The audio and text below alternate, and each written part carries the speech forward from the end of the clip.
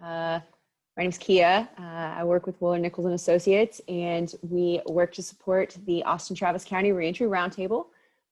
Part of that support involves working very closely with the Advocacy Fellow. This last year's Advocacy Fellow was Laurie Pherigo, and I'd like to introduce Laurie. Laurie, when did you start with our Advocacy Fellowship? October 1st, 2018 was my first day.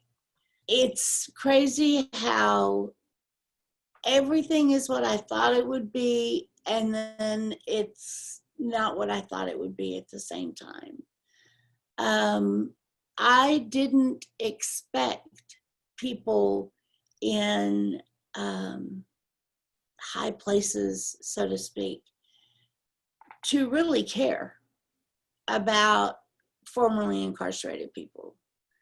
And then I met people like Reggie, who are kind of important people, and they have lived experience. And I met people like Don Tracy, who his heart is so big.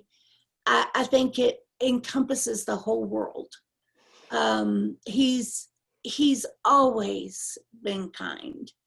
And people who heard my story at Rap Speaks and otherwise have just been so supportive.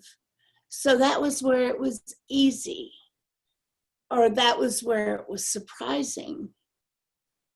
But where it was hard, where it wasn't what I thought it was going to be, it was trying to get everybody to agree on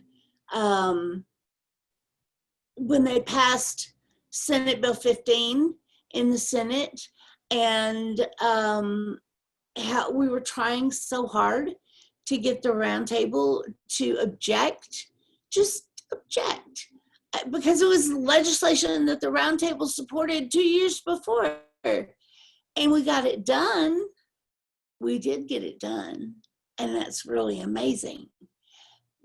But I was like, I don't understand how people can just be against being fair to their fellow humans. I mean, all we're asking for is a fair shot. Like the reentry simulation that I attended was so eye-opening. And one of the things that was so amazing about it is you saw these lawyers that came in their button-down suits and their, I'm a Republican ties, and I guess they probably weren't all Republicans or whatever, but still, they were the kind of people that I usually kind of give a wide berth, and they changed. Their attitudes just totally changed. So it's been an amazing experience. So before you started, how knowledgeable were you of the criminal justice system? I knew a lot about the criminal justice system as a defendant. And I would say that I knew a good bit about the prosecution side. I've kind of been not a hard law and order person, but I mean, I've supported there being laws to make sure that everybody behaves right. And I've read a lot about it, and I worked as a legal assistant, not in criminal justice, but in personal injury and workers' comp and stuff like that. So I had a connection to the legal system.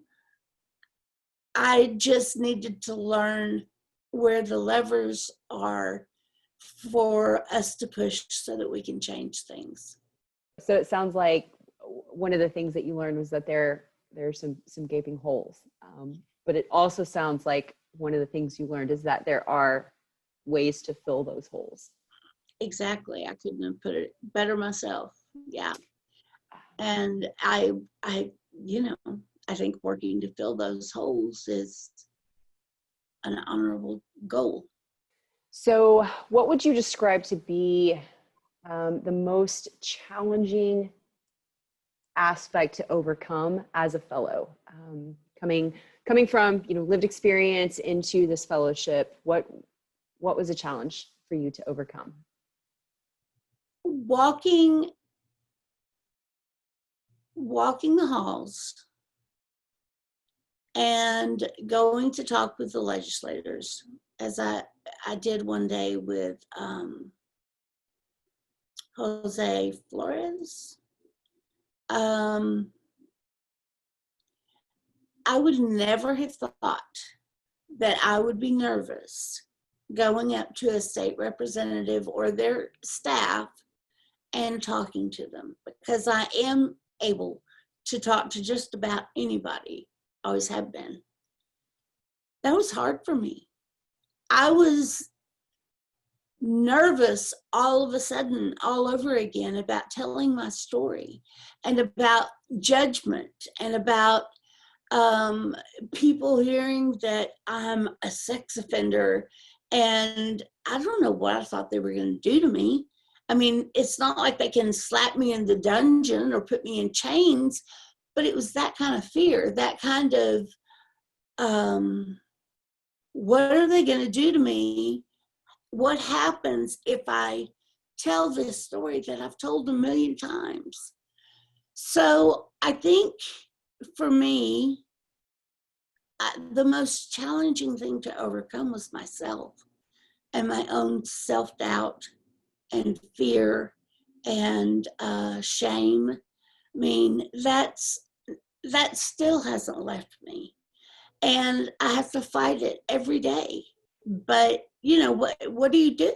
You just keep moving. What advice would you pass along to the next fellow? Stay loose. You know, don't get uptight, because there's nothing to get uptight about. I mean, the first thing I think that he or she should know, if they don't already, is that nothing in this arena is going to happen fast. So that means you have time to do your best work. You don't have to rush or anything like that. There are deadlines.